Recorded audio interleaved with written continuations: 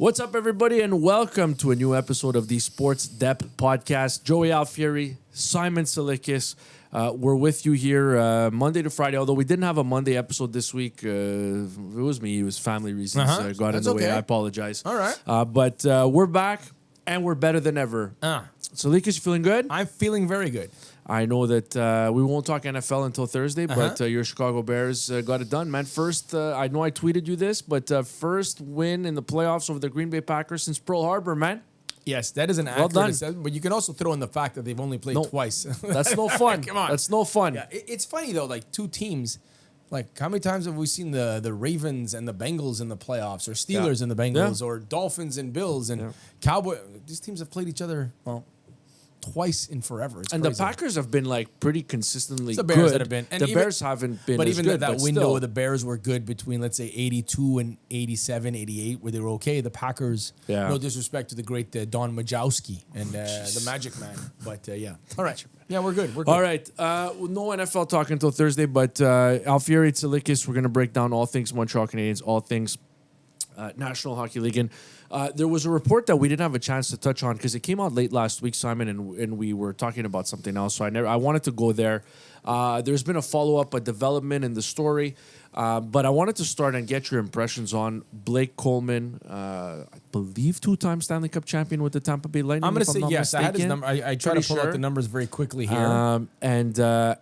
So Pierre LeBrun last week, I saw a hit 2 on... 2 years in Tampa Bay, 2 cups. There you go. Not bad. RDS had mentioned that the Montreal Canadiens are very interested in Blake Coleman. There's this year left on his deal. There's next year left on his deal. He's with the Calgary Flames, forward winger with playoff experience, like we said, a guy who knows, the grind of getting through getting through a long playoff run. And it's funny because last week when we talked about the Kent Hughes press conference after he had met the media, he was talking about a little more grit, a little more size, some playoff experience as possible things that he would like to add between now and the trade deadline. So Coleman isn't necessarily the biggest. I was always under the impression that Coleman was like 6 feet, 6'1". He's listed at 5'11" or something like that. I got 5'11", 199. But he is a pretty, he's pretty, he's well put together. You got to do something to get 200. What are you doing at $199? Well, also you got to get 6 feet, 200 like that. Well, imagine you can't do nothing about the 5'11". No, but I mean like it's gotta, like it's a must lie situation. Like you gotta lie. You're 5'11", 199. Like let me tell you this, okay? Yeah. If I tell you, Simon, the Canadians are interested in a forward who's 5'11", 199. Or if I tell you, Simon, Canadians are interested in a player who's 6 feet, 200. It's different. It's not the same thing. Love the sell job on the 6 feet, 200. Right, it's not the same deal. We can't help him on the 5'11" part. Then at 199, you got to get to 200. Yeah. You got to do something. Hang out with me for a weekend. You'll be fine. I can do it. No problem.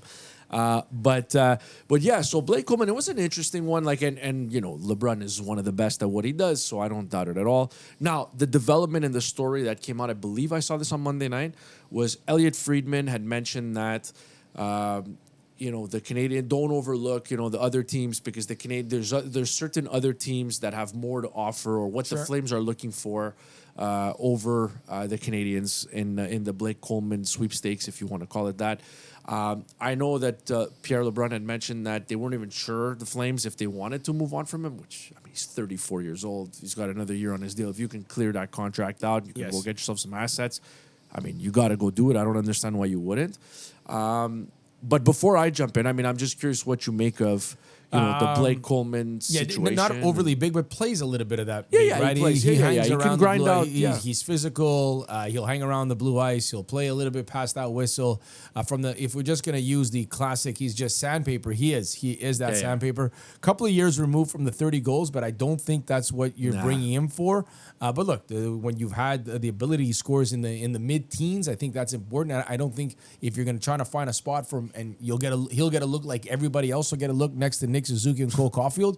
You don't want it to be somebody who's completely void of offensive talent. You want bring something to the game. You go to the net. Perhaps now Texie has had some success, some playmaking ability, some decent finish. When Bolduc was hitting, it was a really good shot. Yeah. When Slav was hitting, it was that physical presence, the big body. He, go get the pucks go retrieve pucks out of the corner. So you got to bring something. I like it. It's not forever. It's a contract that you can move off. I don't know. You said LeBron or whoever. Maybe other teams have more to offer. Yeah, that was Friedman. I'd like to see which other teams have more to offer than the Canadians. The Canadians have grade A prospects. The kid in Russia and the kid in Michigan. That's two. That's not. But that I'm not even a chance that I would make that move. But I wouldn't either. But don't tell me you have Reinbacher, you have Engstrom, who's an NHLer. You might have Dobish, who is a young goalie who. But they don't need, right? I don't know what they need. Dustin Wolf. I mean, I know they're they're not looking for a goalie. You're right, but I think the Canadians can be in play for anybody. And when you talk about a team that has the assets to give up, they have their own first round picks. They have second round picks as well. So I think the Canadians are in a very good spot to deal. And even Joey, it's starting to get congested. But that's my thing, Simon. Going into the Vancouver game, it was Evans, Anderson, Doc, Laine, and maybe Newhook. That's 5. Let's just keep to the 4 there for a second. That's 4 bodies coming in. The Canadians also have something that you might want from I don't know. Like, I don't think there's a lineup around the building for Patrick Laine, but if you're a team that wants to make a trade and throw out a professional hockey player, and hey, you can deal for Patrick Laine 2 weeks before the deadline, and you can swap him at the deadline if you think there's a market for him. I don't believe Kirby Dach's in play. I don't believe any of these guys in play. I haven't read any of that. But there can be also an NHL body for sure in return. So I think the Canadians are in a great position of strength when it comes to making a deal. But I think it would have to be that because, look, and again, if the Canadians get healthy, like, great. Because, I mean, they could they could use, a bit of good fortune when it comes to health. But to me, I told you I was in on Phil Deneau because that was a center. And, the Canadians, without the puck, they could always use a little bit more help. And it just so happened that Jake Evans ended up getting hurt the next night after they made the trade. But, to me, on this one, I don't know, Simon. Like this, it's not that Blake Coleman doesn't excite me because he has the intangibles and all that stuff. And I know the numbers have come down a bit. He's in his mid-30s. And it's not a great Calgary team. But I don't know about this one, Simon, because the thing that worries me, and look, in defense of Kent Hughes, like, how many times has Kent Hughes made a move and you're like, wow, like, they overpaid? Like, it hasn't really happened. Like, it doesn't happen. Think of all the recent deals. Like, Carrier wasn't that. Dobson, you want to think that Dobson was that? I think it's a fair deal. I don't think it was crazy. I think it's a fair deal. 2 mid-first and a Emil Heineman, whatever. The Philip Deneau deal wasn't an overpay by any stretch. No, the Bolduc wasn't an overpay. The Bolduc wasn't an overpay. Carrier wasn't an overpay last year. I mean, there's a bunch of deals. Like, you've never seen, a deal where you're like, and I know the Lehkonen deal didn't turn out great, but you're like, at the same time, even the Patrick Laine deal. The Laine deal was was ridiculous. You make that deal because every day. You got Patrick Laine, and I believe you got in a second. And like when that deal broke, who did he get traded for? Jordan Harris. Jordan Harris already gone from Columbus. And the first time that deal came across the wire, you thought it was Jordan Harris and a second. Yeah, and then people realized, oh my goodness gracious. Well, that's what it was. That's the price you have to pay to get rid of or get out from under a contract with several years on it at $8+ million. But Simon, my point is more like he doesn't really get fleeced in deals. Mm-hmm. Like, he's lost the Lehkonen trade, but whatever. That's fine. It's fine. It's going to happen to everybody who makes a deal. But at the same time, I'm kind of concerned. Like, what is the price going to be when there aren't a ton of teams that are interested in selling? And I'm not saying he's not a good player, but you talked about all the guys that are out. At a certain point, like, is he better than those guys? I listen. I mean, he's different. He's different. I think he brings an element that they maybe don't have a lot of. If you ask me right now, tomorrow, who I wanted in the lineup, or let's just say this Saturday against the Sens, do you want Coleman or Patrick Laine? I've seen Patrick Laine in a Habs uniform. The kickoff to his tenure with the Canadians was awesome, but a lot to be desired since that. So if you ask me Coleman or Laine, I tell you Coleman. Sure.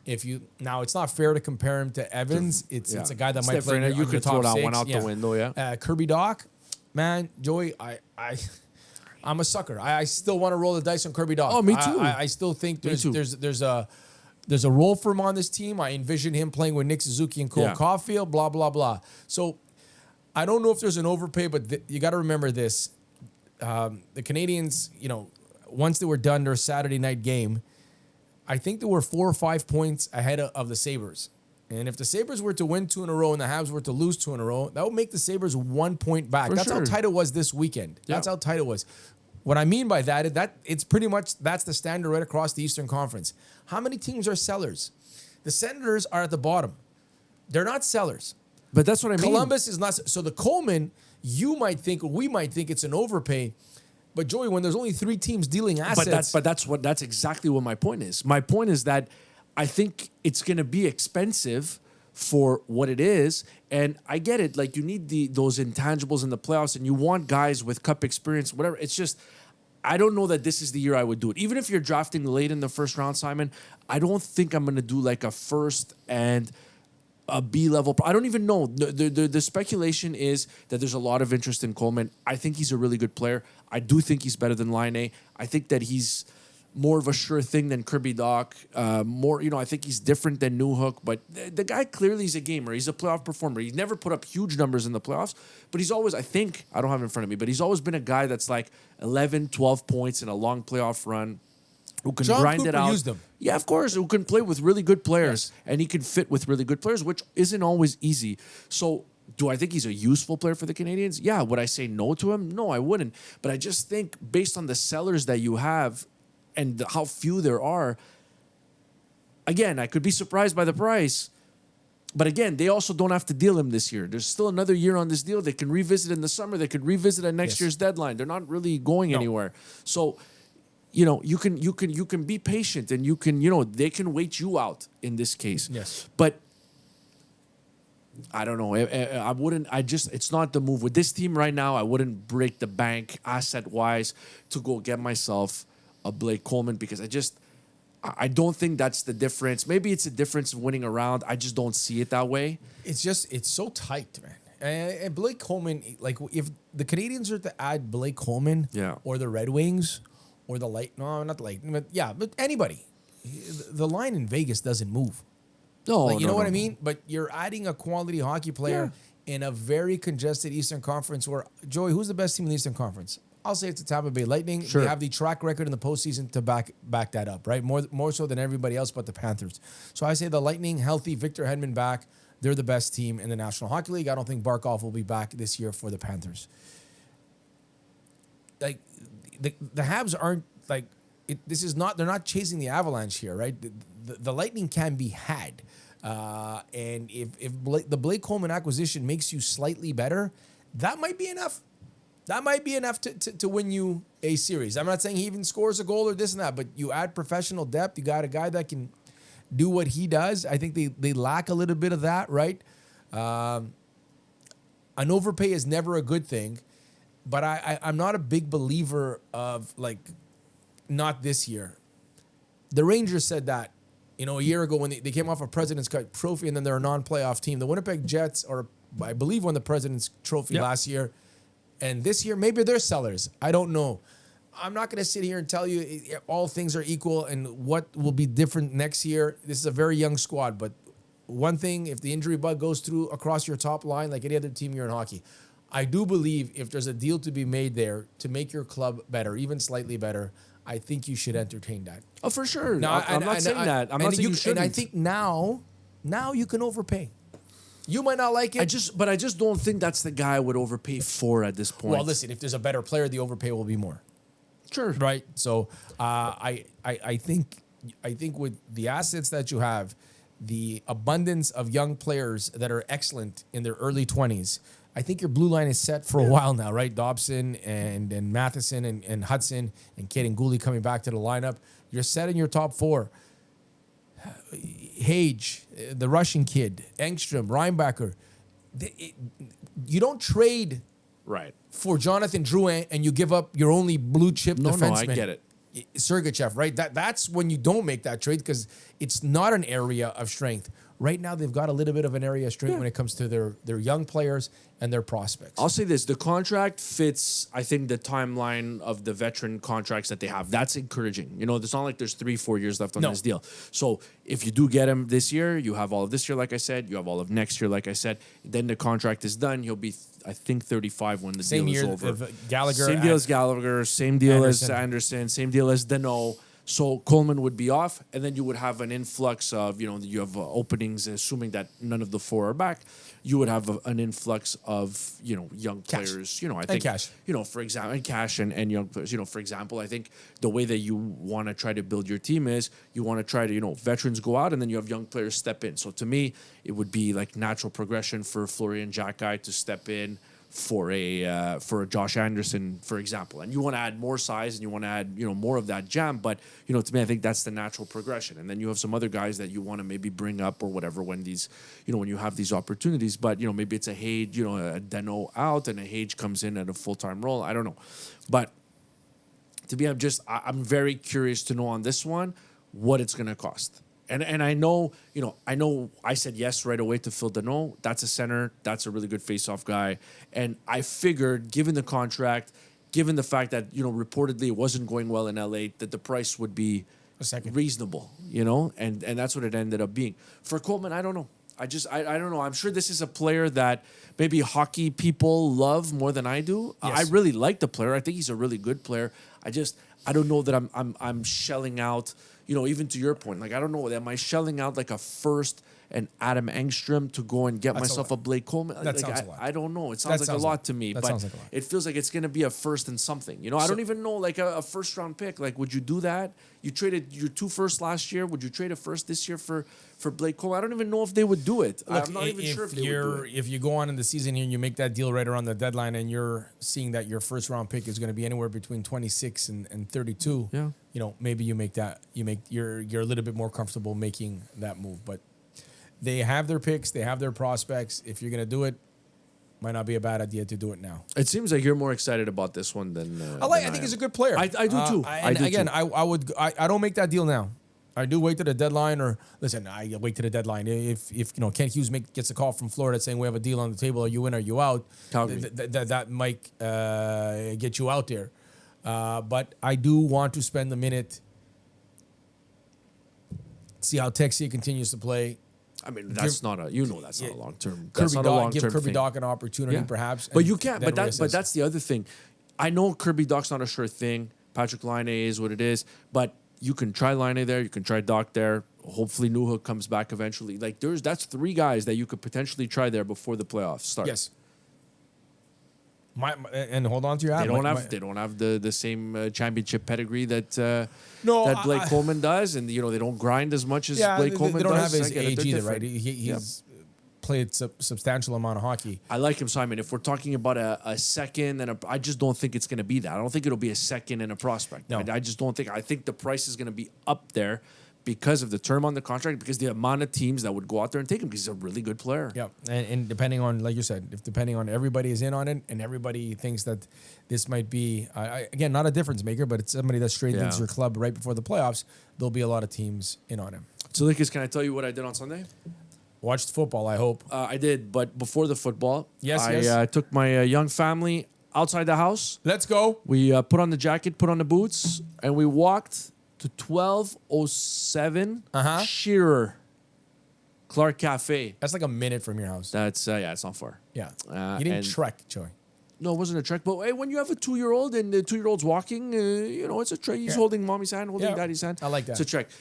It was cool. Like my wife and I, we didn't eat. We went there, warmed up with a nice latte. Beautiful. And this is what I do for the youngster now. We get the little espresso cup with steamed milk, and they give him the espresso cup, and he's loving it. He's banging out. He's banging out coffee. Yeah, hit him with a cortado. Are you nuts? This kid already does this thing. Sam thinks you should I'm not gonna. I guess I could show this picture. It doesn't really show his face or whatever. But very nice. That's a serious. He's drinking the.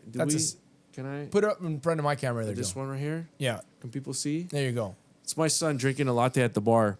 Well, at the counter. Yeah, not for at sure. the bar. At the counter. There's no at Clark Cafe. I have photographic evidence, so people know that I'm not lying. I go to Clark Cafe all the time. It's the best in the business. And I didn't eat on Saturday, but I know Simon eats there quite a bit. I eat there quite a bit. The sandwiches are excellent. I got my daughters on the.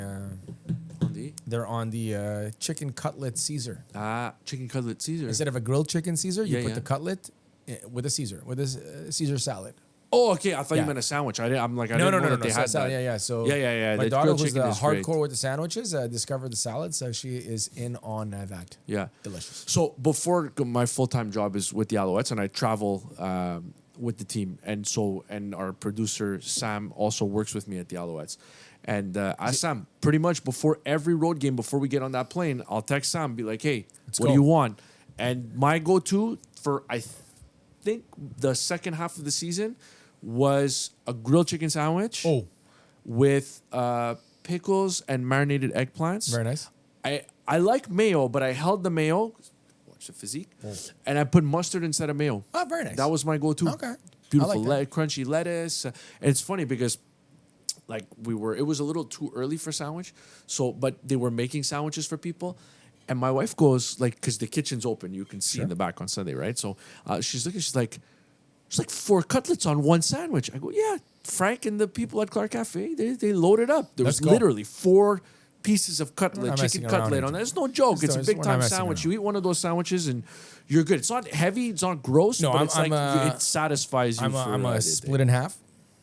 Eat one there with a latte, and a little bit later on. Sometimes in the drive. soft. Yeah. What are you gonna do? It's a bit tough to eat on the drive though. Not this guy. Professional. Oh, yeah? Professional. But you're eater not driving driver. stick though. No, I am not. I'm driving stick. Yeah, you can't do I it. think I could pull it off. No, I don't think you should even try. I think I do, but I I'm worried 10 that and like 12. the chicken 10 and- will fall. 10 and 2. No.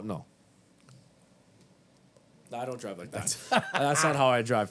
But I think I could pull it off. All right. I think I could pull it off. Like I've done ice cream cone, hamburger, cheeseburger, chicken nuggets. A little tough because you dip. want some sweet and sour sauce. But yeah, I think I can do a Clark Cafe. I don't think I've ever done it. It also like it's usually I a don't big- want to get dirt. Like you get I don't crumbs, eat it's when bread I don't and eat a stuff. sandwich when I'm driving. But Oh, you okay. might So find you me. lied. No, you might find me in my daughter's schoolyard waiting to pick her up yeah? from school, and I'll be that you have some having mayo a- on the side? People in the That- cars you're looking disgusting. at me. I'm just eating. I'm good. I'm good. Yeah, so Clark Cafe, 2 locations, one on Shearer in the Point, and there's another one in Kirkland off St. Charles in the West Must, Island, right there, in St. the Charles Must. in the That's 40. right. So both locations very consistent. The food is excellent. The coffee's great. So thank you to Clark Cafe for being a sponsor. Tsalikis, Yes, sir. you can watch the podcast. Do you go home and watch the podcast? Sometimes. Yeah, I'm so- more of a listening to the podcast. Oh, yeah? In the automobile. You're gonna go back and listen to us. I do sometimes. Yeah. So Simon does that via Apple Podcast or Spotify. He could do either one, and you can subscribe on YouTube as well if you don't want to miss any of these episodes. Have a great rest of your week, everybody. Tsalikis, behave yourself, okay? Yes, sir. All right, that's it for the Sports Dép Podcast. We'll be back with another episode tomorrow.